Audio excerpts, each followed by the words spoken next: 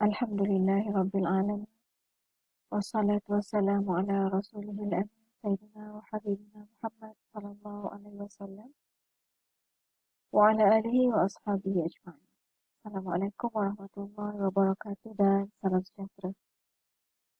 Dalam bab ini kita akan memahami maksud kolonisasi dan dekolonisasi.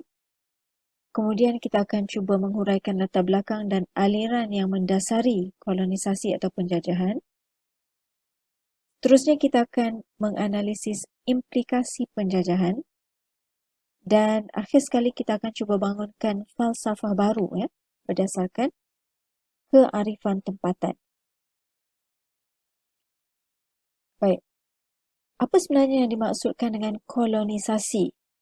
Kolonisasi bermaksud proses, tindakan, perbuatan yang menjadikan sesuatu tempat, wilayah, negara sebagai koloni atau negeri atau tanah jajahan.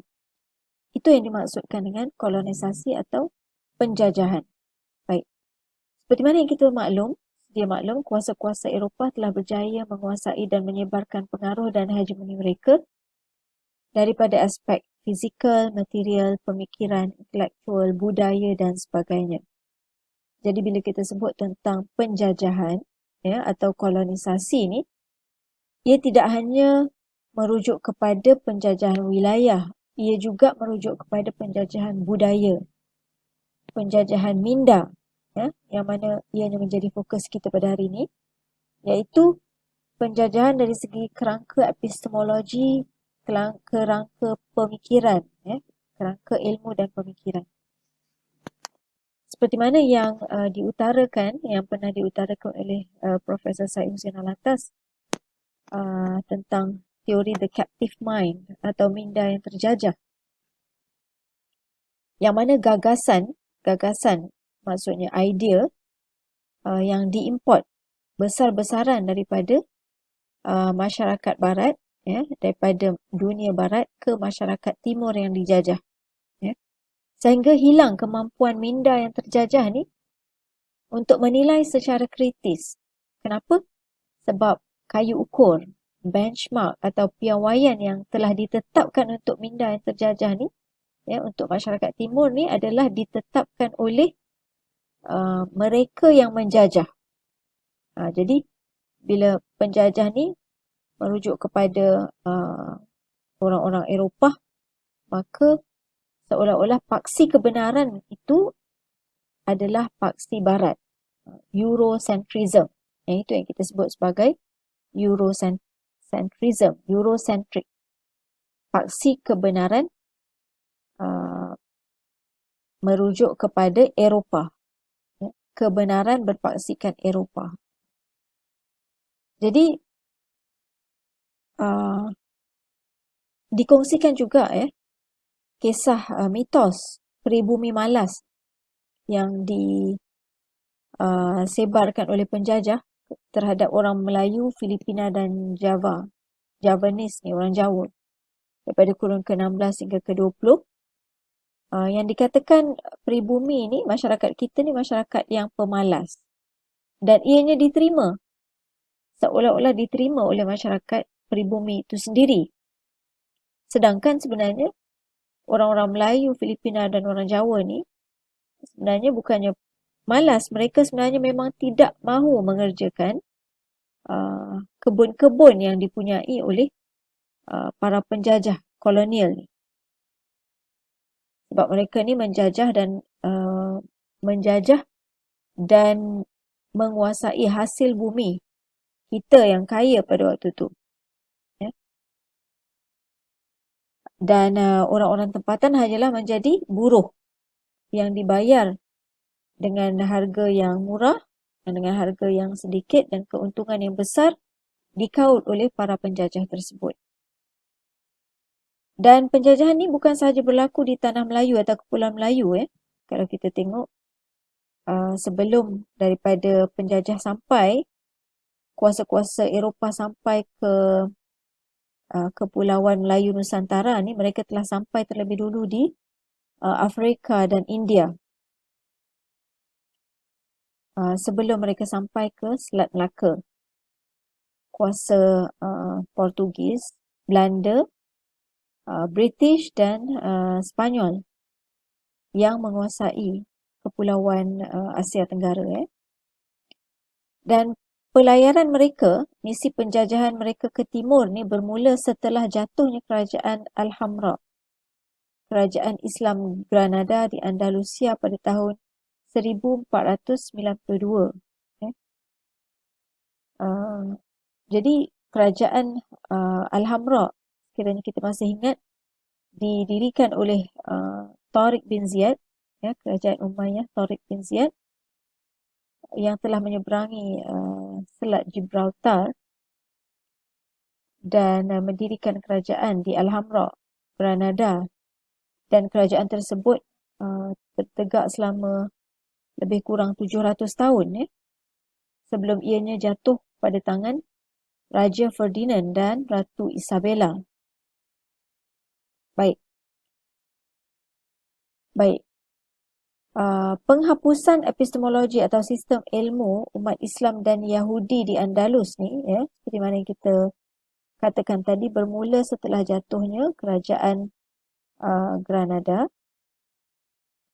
Dan kita lihat di sini peta bila mereka daripada Castilla dan Aragon menakluk Ratu Isabella dan Ferdinand ni daripada Castilla dan Aragon, menyempurnakan misi Reconquista di Spanyol. Jadi mereka berjaya menguburkan kerajaan Islam Granada, dan selepas jatuhnya Granada, mereka memberikan kata dua pada penduduk Islam dan Yahudi, sama ada mereka murtad atau keluar daripada agama mereka, ataupun mereka berpindah ke negara lain. Dan mereka yang tinggal sebenarnya dipaksa untuk murtad, menukar agama, menukar nama, dan sekiranya mereka tidak menukar agama, mereka akan diseksa dengan Inquisition yang terkenal. Jadi ramailah rakyat Granada, Muslim dan Yahudi Granada berpindah keluar daripada Granada dan tinggal berhijrah di wilayah utara Afrika, Morocco, Tunisia, Algeria. Dan kita tahu selepas mereka keluar, maka baki yang tinggal, yang tinggal dan masih mengamalkan agama mereka, yang tidak keluar daripada agama Islam dan Yahudi ini, telah diseksa dengan sangat dahsyat. Dan kitab-kitab agama juga dibakar. Kitab-kitab yang dijumpai, kitab-kitab agama khususnya dibakar. Maka hilanglah banyak khazanah-khazanah tradisi Islam yang hilang daripada tamadun yang peradaban dan tamadun yang dah established selama lebih 700 tahun. Selepas jatuhnya Granada, Christopher Columbus menemui benua Amerika. Beliau menjumpai Amerika Selatan di pulau-pulau Caribbean, dan sebenarnya sudah ramai penduduk peribumi yang ada di Amerika Selatan. Tetapi selepas Christopher Columbus datang, berlakulah siri-siri peperangan dan sangat banyak kematian yang berlaku dalam masyarakat peribumi tersebut. Sangat banyak wanita-wanita diperkosa dan sebagainya. Sehingga masyarakat peribumi ni terhapus sedikit demi sedikit. Kita lihat dalam gambar-gambar ni menunjukkan Christopher Columbus sebenarnya menyuruh ataupun meminta supaya rakyat peribumi ni melumbung emas supaya beliau nak bawa balik, untuk beliau bawa balik ke Spanyol. dipersembahkan kepada Ratu Isabella dan Raja Ferdinand.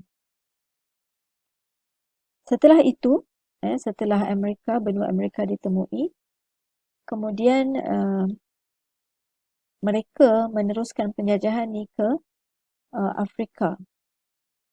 Jadi apa yang berlaku di Afrika sangat-sangat menyayat hati. Berlakunya perdagangan hamba abdi.